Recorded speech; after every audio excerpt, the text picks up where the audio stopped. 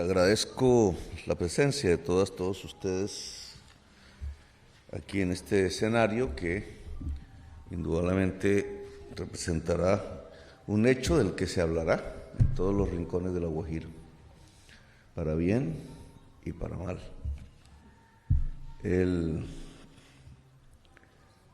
Ayer me enfermé, por eso no puedo estar, digamos, en el trajín del día de hoy, que hubiera querido ir a la comunidad Cogui.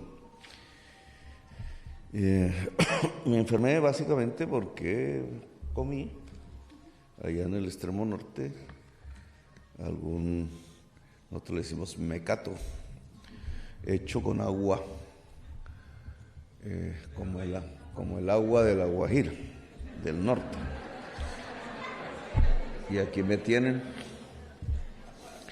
Entonces estaba ahí acostado oyéndolos, los que han hablado, y me preguntaba qué pensará una madre guayú cuando tiene a sus hijos exactamente con ese tipo de enfermedades, deshidratación, y que, contrario a lo que me pasa, los lleva a la muerte. Miles de niños y niñas han muerto en La Guajira. No exactamente de falta de comida, propiamente, sino de falta de agua de calidad. ¿Qué pensará esa señora cuando escucha empresarios, o allá en los periódicos o en las emisoras, hablar de centenarios de millones de dólares de inversión en La Guajira, mientras sus niños y sus niñas están muriendo, siendo ella y sus niños y sus niñas los verdaderos dueños del territorio? Indudablemente la concepción de ella, a través de su propia cultura, de su cosmovisión, dicen los filósofos de ahora, no es la misma del empresario, más cuando éste es extranjero. ¿Cómo llegó aquí? A lo mejor miró unos mapas, hizo unos estudios, los contrató, miró las velocidades del viento, la permanencia de los vientos, hizo los mapas, miró la cantidad de sol que puede caer en un año, etcétera, y le dio que sí, que ahí se puede hacer un negocio. Un negocio que hoy aupa buena parte del poder mundial en la medida en que reemplaza energías sucias, es decir, fósiles, por limpias. Los números no pueden fallar, la matemática no puede fallar, nuestros planos cartesianos no pueden fallar, las fórmulas no pueden fallar. Si eso arroja, entonces, voilà, como dicen los franceses, es el momento de la inversión. Y seguro recibieron la invitación del gobierno de aquel entonces y vengan para acá, que aquí hay un espacio para ustedes.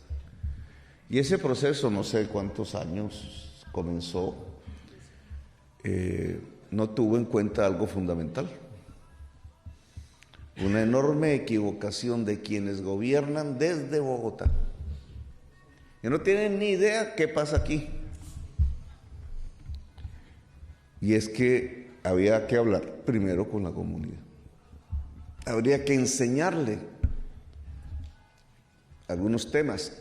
Habría que discutir cómo es que de esa población de La Guajira, que está aquí desde antes de que pisara el primer español, que creo que La Guajira no lo pisó, esa es una historia que hay que rehacer. Vinieron primero los holandeses. ¿Cómo desde antes de que llegara el primer europeo a estas tierras, ya durante miles y miles de años, esta cultura estaba y navegaba por todo el mar Caribe? El nombre viene de ahí, el Caribe. Eran los dueños del mar, del viento y del sol.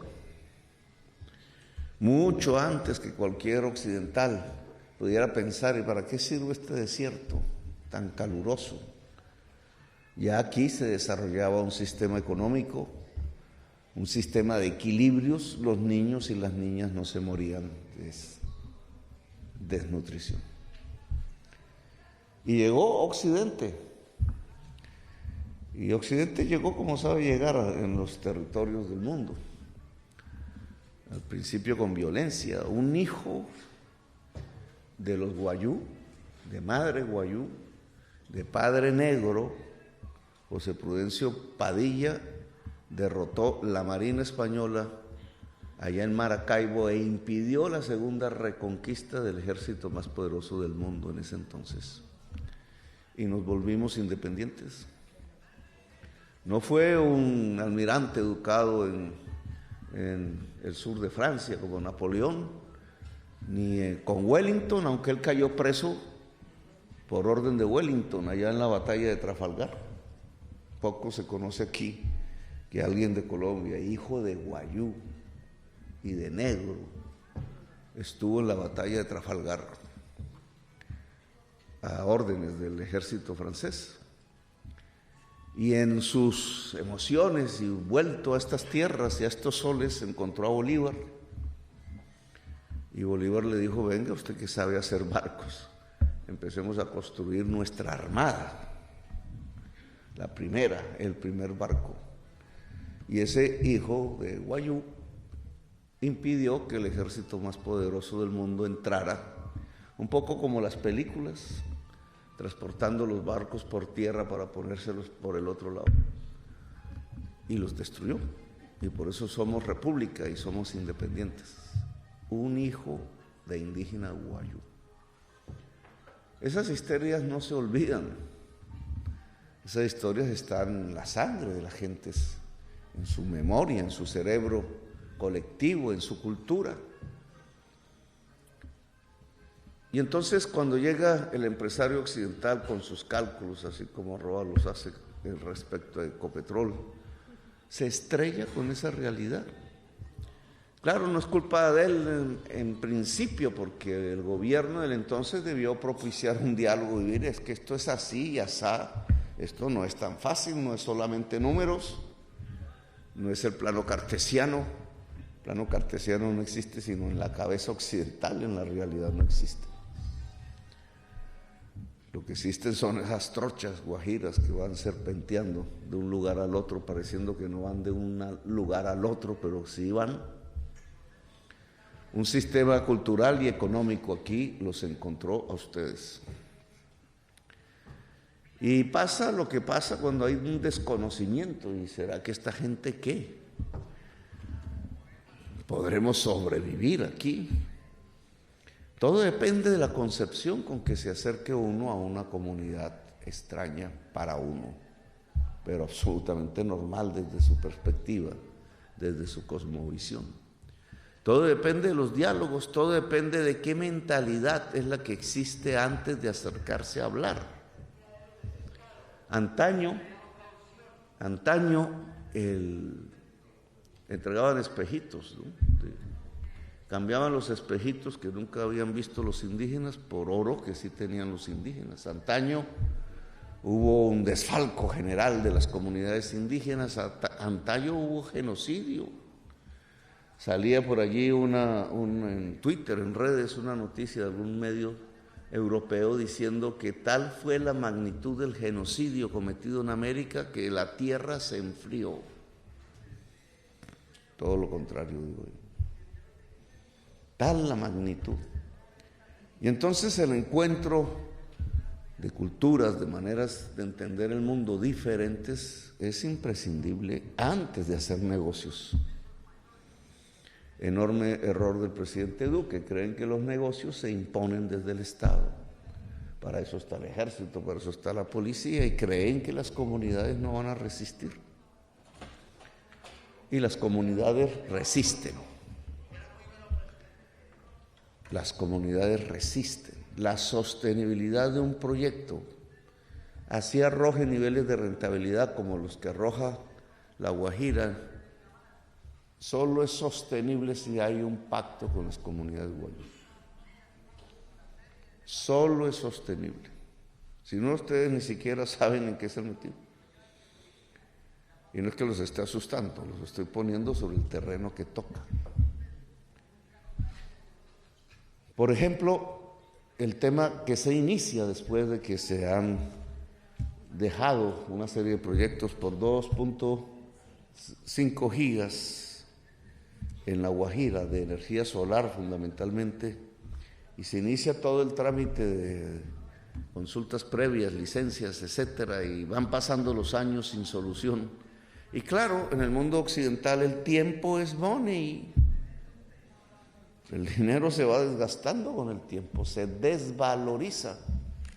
Y la posibilidad de la debacle, pues llega. Simplemente hay que dejar pasar el tiempo.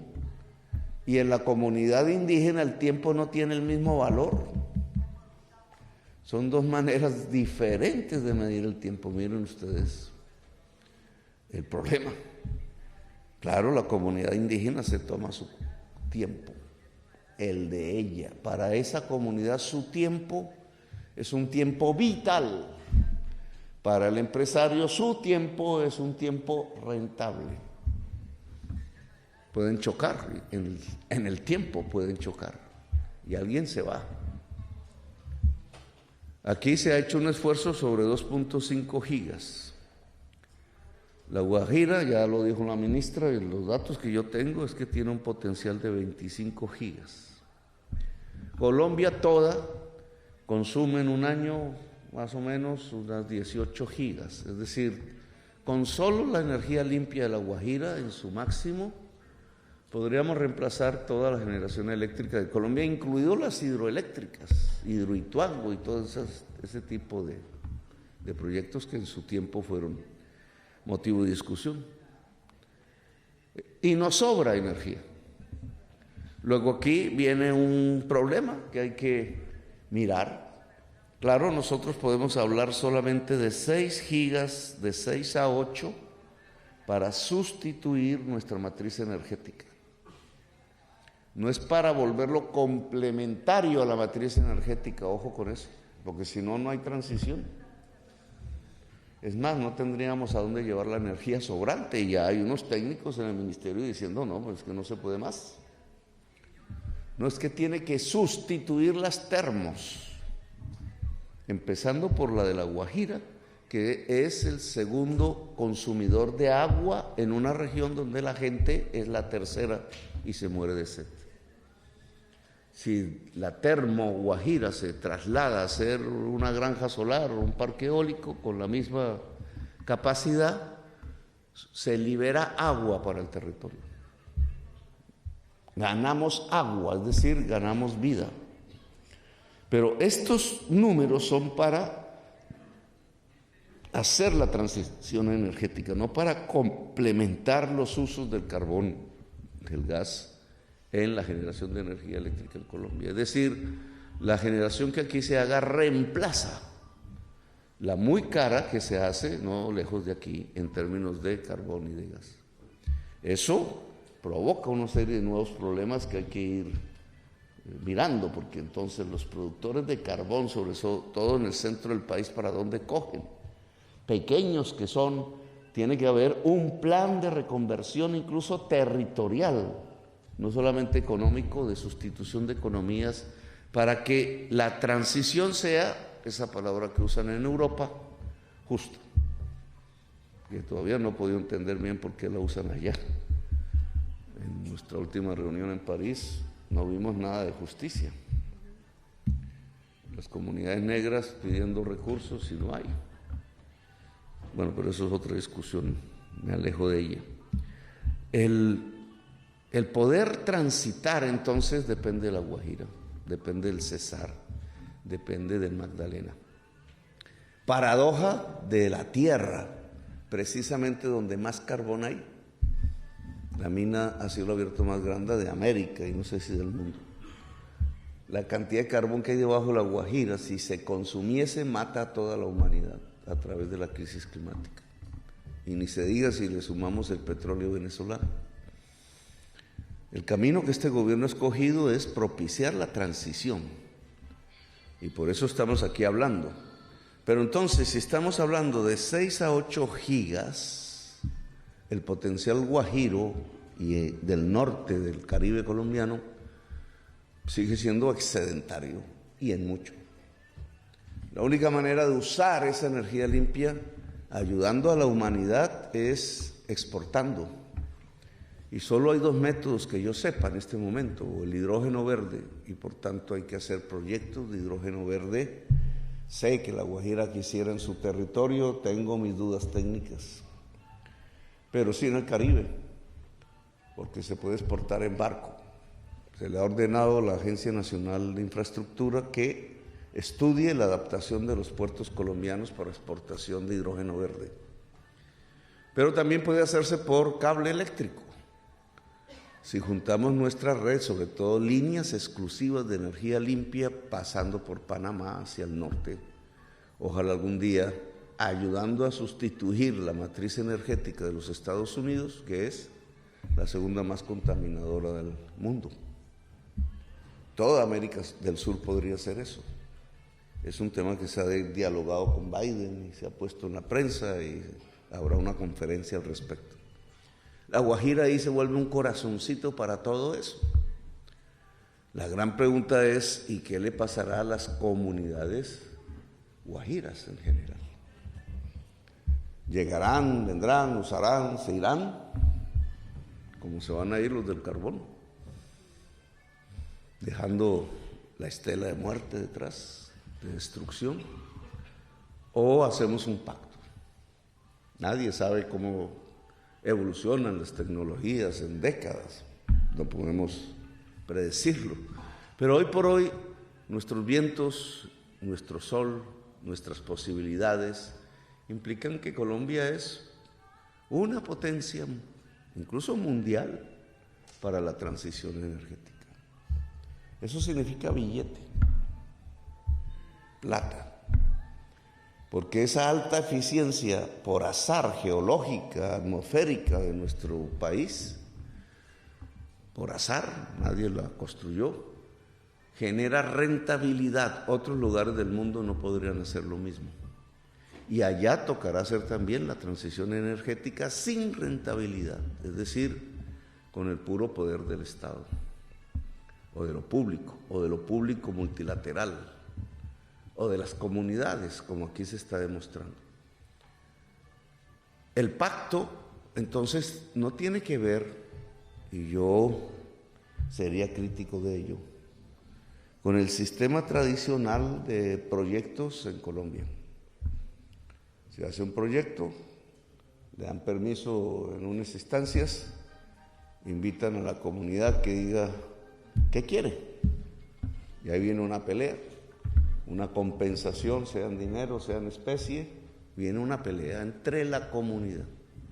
Que si la comunidad es la legítima, que si sustituyeron las autoridades legítimas, que quién va a negociar. Obviamente también se desata la corrupción en nuestro país. ¿Quién va a negociar? Y yo creo que ese modelo no es el que funciona. Ese modelo es por una sola vez. Llega el proyecto, X, 100, 200, 500 millones de dólares, logra sus consultas, visto, chulito, autorización, empieza a construir y nunca más vuelve a ver a las comunidades. Las comunidades se gastan lo que les dieron y de pronto empiezan a ver al cabo de los años, cuando los niños crecen, que la empresa está ahí, que está ganando y que la comunidad se dio sus derechos y que ya no la voltean ni a ver. Eso es el cerrejón. Ese modelo no funciona, porque ese modelo le va a quitar sostenibilidad real, no económica, sino vital al proyecto. Si se quiere que los proyectos sean sostenibles en el tiempo, duren décadas, 2 décadas, lo que se ha calculado, tiene que haber un pacto con las comunidades guayú permanente. No esporádico al inicio, entonces ya logramos el chulito. No, eso es un error. Un pacto guayú permanente, que aquí se le denomina pacto energético, implica una asociatividad. Es decir, la comunidad guayú, o las asociaciones guayú, etcétera, deben ser socias de los proyectos. Al ser socias, parte de la utilidad pasa a las comunidades. Y entonces durante 10, 15 o 20 años, lo que dure, va a haber un flujo permanente para que esas comunidades vayan resolviendo problemas de los más agudos a los menos. Yo invitaría a ustedes a ensayar ya esto de los 2,5 se hizo como se hizo, pero de aquí en adelante no debe seguir haciéndose así, sino que lo que hay que plantear es la asociatividad. Le he pedido a Copetrol que empiece a manejar el modelo empresarial que eso implicaría. Obviamente desde el punto de vista occidental es inversión versus rentabilidad. Desde el punto de vista de las comunidades es garantizar que el proyecto se mantenga durante 2, 3 décadas. Y eso también es billete. Porque la comunidad siente que el sol más que la tierra y el viento son de ella, no es de la nación, así la Constitución pudiera decir, es de ella. ¿Por qué? Porque esa comunidad estuvo mucho antes de la nación, la ayudó fue a construir. Entonces, estos modelos que a mí me gustaría que empezáramos a ensayar, quizás Ecopetrol debe dar los primeros pasos, porque estos nos podrían llevar ya no a 2.5, sino a 6 y 8. 6 nos da 30 billones de pesos de inversión, o sea, 7,000 millones de dólares. Da una utilidad en tierras guajiras, más o menos 700 millones de dólares anuales, que van cambiando en el tiempo porque los costos fijos van decreciendo, ¿cierto? Se van reemplazando por el mantenimiento, pero Ecopetrol debería dar un paso alrededor de este tipo de asociatividad con las comunidades. El Estado también podría hacerlo y invito a las empresas privadas a que lo intenten, porque es la manera de volverse guajiro,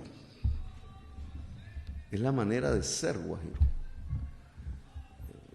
volverse socio y no esporádico que puedes venir e irte y ya, porque no es así tan válido en el territorio guajiro.